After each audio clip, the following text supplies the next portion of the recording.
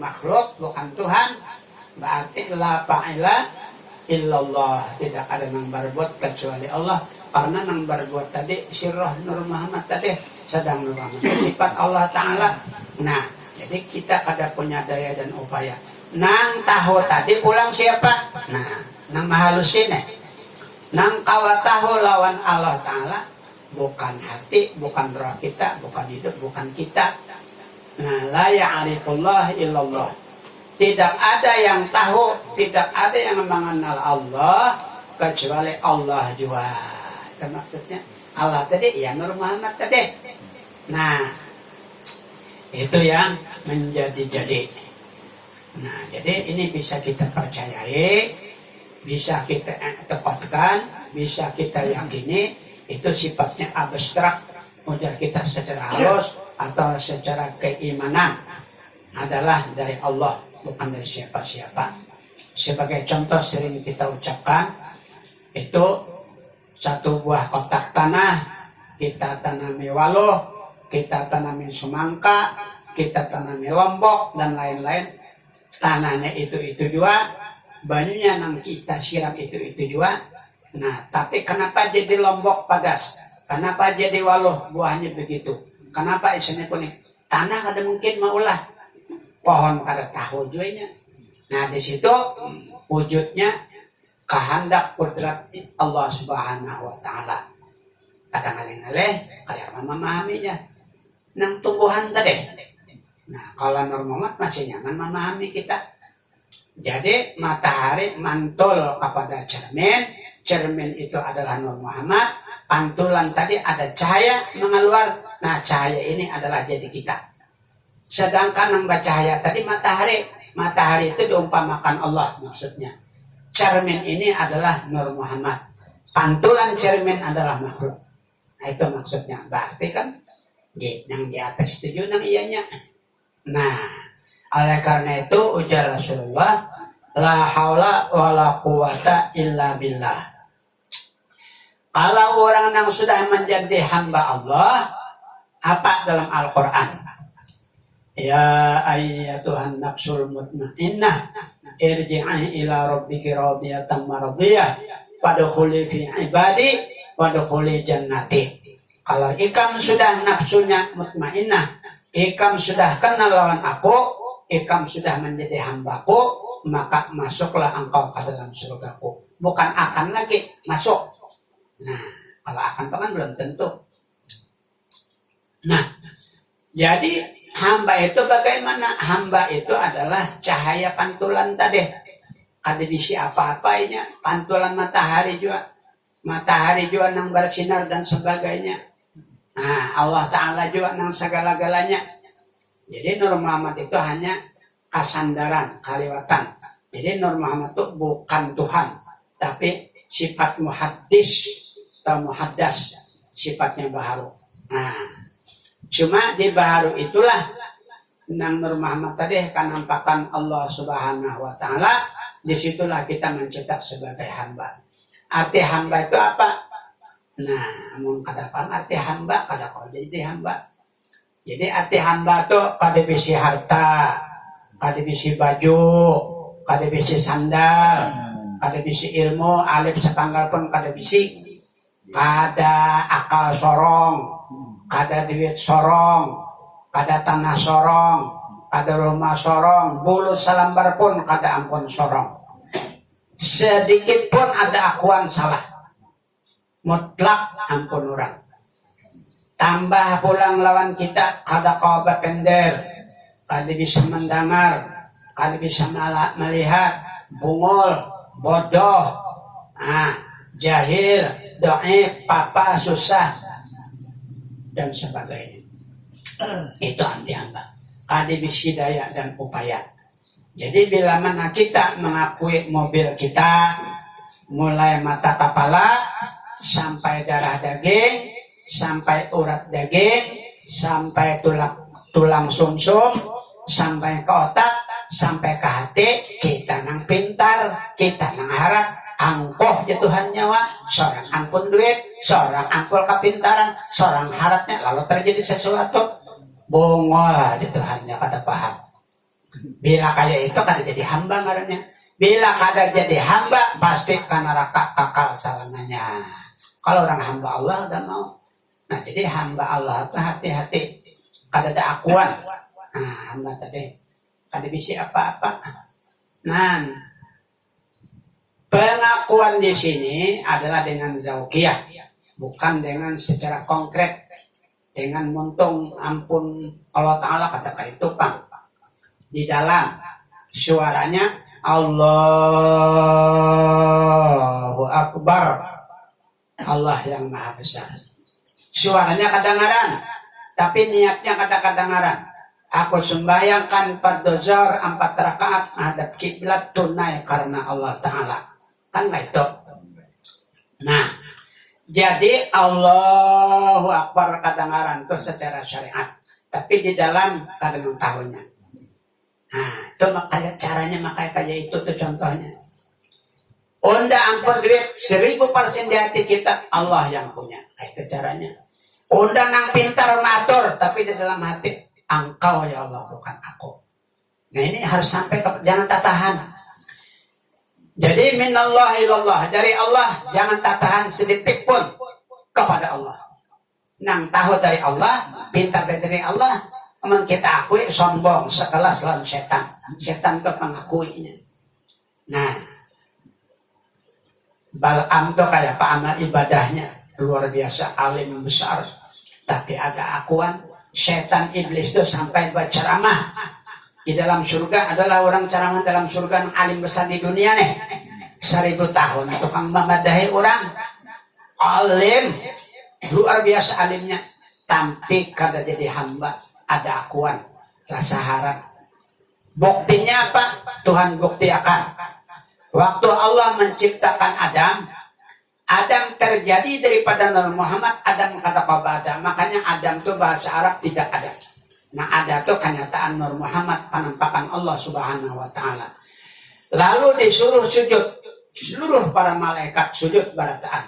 Hanya yang namanya Azazil malaikat nang kada mau sujud. Memang yang lainnya mau aja tunduk. Nah ada zili nang ceramah di surga keluar masuk 1000 tahun pada gampangan. Nah alim besar adalah ulama nang ceramah ke surga. Paling ke Amerika ke Hongkong mulai diambil orang. Kayak guru Abdul Somad tuh. Nah paling ke Amuntai. Nah kena ke mana? Ke Sumatera. Adalah ke surga berceramah. Nah buktinya ini ada akuan, rasa harap, lalu menyanggah atas perintah Allah, ujar Tuhan sujudnya. Maksud Allah menyuruh sujud tadi bukan kepada Adam, sujud kepada Nur Muhammad. Karena Adam kenyataan Nur Muhammad. Adam mengandung Nur Muhammad sampai di Rawi. Al-Habsyi itu, murid Habsyi, mengatakan bahwa Nur Muhammad berpindah-pindah dari sulbi Nabi ke Nabi. Jadi di dalam sulbi Adam itu ada mengandung Nur Muhammad Sallallahu Alaihi Wasallam. Di sini yang disuruhkan sujud. Kenapa orang sujud dengan orang alim? Orangnya susah aja mencium, memeluk, mencium pipi dan sebagainya. Bukan mencium orangnya, bukan mencium fakir miskin kekayaannya, bukan rupanya, bukan badannya, tapi yang dicium itu adalah alimnya, ilmunya. Nah sama tuh sujud nyawa. Abawas takbara wa kana minal kafirin. Anggan setan Azazil tadi, Azazil ngarannya. Azazil anggan kada mau sujud. Nah, abawas takbara, ia sombong, mengaku harap, maka ia termasuk golongan orang kafir. Apa alasannya? Jadi ujar Azazil, ya Allah, kada pantas ulun sujud. Ulun ulama besar baca ramah dalam surga sampai saat ini terjadi daripada cahaya yang mulia, sedangkan Nabi Adam terjadi daripada barang yang kotor, terjadi daripada tanah. Dijadikan manusia itu daripada tanah. Kada pantas ulun sujud lawan si tanah. Wah, ulun ulama hebat ulun. Nah, mengaku jadi orang alim, mengaku bersih, mengaku harap. Nah, lalu kafir. Sekarang pun demikian. Kadusah kita nang mengesahkan Adam sekarang nih. Motor undak, harta undak, segala undang iblis jadinya kafir berarti. Karena tunduk lawan Tuhan. Nah, boleh betapak dada ini pehebatnya, tapi di dalam nang pehebatnya adalah Allah. Jadi ilmu ma'rifat nih kata kau dihakimi, kata kau disidang karena kata kau mendengar, kata kau melihat. Zauqiyah perasaan di batin kita. Nah, itu yang kita ikuti. Nah, lalu jadi setan. Sangkal setan nih. Nah, jadi ngadulon Tuhan ya Allah. Kalau memang ulun sudah jauh takabur daripada kan ulun orang golongan kafir masuk neraka, ulun minta izin mungkin 2 permintaan. Apa yang dipinta oleh Azazil lawan Allah? Ini tuh turun Azazil yang jadi setan tadi. Pertama izinkan ulun ada mati zuriat ulun. Nah, tar kecuali hari kiamat. Nah, jangan itu biimbai lawan malakal maut. Malakal maut itu kehabisan matinya. Habis manusia kada lagi nang dicabut, namanya mencabut sorong. Nang kedua ulun minta menggoda anak Adam nang beramal beribadah nang orang Islam. Ulun bisa masuk ke hatinya, bisa masuk ke bulu romanya, masuk ke darah dagingnya, masuk ke mana-mana, dibebaskan dan diberikan kekuasaan supaya bisa kayak itu untuk menggoda anak Adam tadi supaya sama-sama masuk ke neraka kayak ulun juga. Nah, Tuhan izinkan hanya satu ya Tuhan, aku izinkan ikam hanya satu nang ikam kata kawa masuk. Ialah kepada orang yang arif billah nang tasawuf ma'rifatin tertinggi nang orang beriman hakul yakin iblis setan kada kawa masuk. Terbukti dalam kitab itu ada diceritakan ulama syariat lawan orang batin, orang tasawuf nih. Jadi orang tasawuf ini lalu sampai di masjid kada banyak gawe, baudu sembahyang wajibnya berapa sih din? Nang orang syariat tadi sunat wudu, sunat tahiyatul masjid, sunat hajat, istikharah, sembahyang tasbih, sembahyang sunat mutlak, sembahyang maghrib, beramal sampai ke isya. Nah, lalu setan hendak masuk. Setan ini bakawalan jenya, bakatahuan jalan malaikat. Nah, jadi setan ini barataan mamaraki lawan nang sembahyang orang alim lahir tadi. Kenapa nya wajah malaikat kadawan ni lawan nang talilir barabah nah nyamannya masuki godainya. Jadi ujar jawaban setan unda kadawani lawan nang barabah toh. Ah, orang arifillah nih toh. Jadi orang alim besar nang ibadah siang hari malam nang sampai ke jam 2 malam dimasukinya di hati, di otak, di mana-mana, di muntung, di macam-macam. Nah, akhirnya nang sembahyang tadi rasa harap. Nah, bisa iblis kemana menggoda? Jangannya di luarnya masuk ke hati, apa yang pikirkan? Oh, di hati disepilnya. Karena hati kita ini dikuasai oleh 2 makhluk Allah. Kadang-kadang setan yang menguasai, kadang-kadang malaikat. Kalau malaikat bagus, tapi kalau setan, macam-macam ini ngaran setan tadi. Nah, jangan. Dia kembali anaknya, Wak. Duit, nang jar haji masran tadi. Berapa bulan tak simpan di dalam kantong. Indah mengeluarkan. Nah, sayang. Nyata-nyata tahu nih. Nah, etakon naro walau bisikai tamroh. Takutin neraka kalau yang mau surga basadakah nyawa walaupun sabalah kurma. Tahu tapi sayang. Nah, itu keadaan setan tapi pedagang tangan. Nah, orang-orangnya yang lolos pedagang tangan. Kadawan nih setan. Kadawannya guring. Nang sembahyang tadi masukinnya perataan di kuruputinya. Setan ada si kompang. Banyak kayak kita juga, banyak lagi. Setan itu saban hari beranak. Sekali beranak 70 hikung hidup keberataan. Kali sebulan berapa sih hikung setan nih?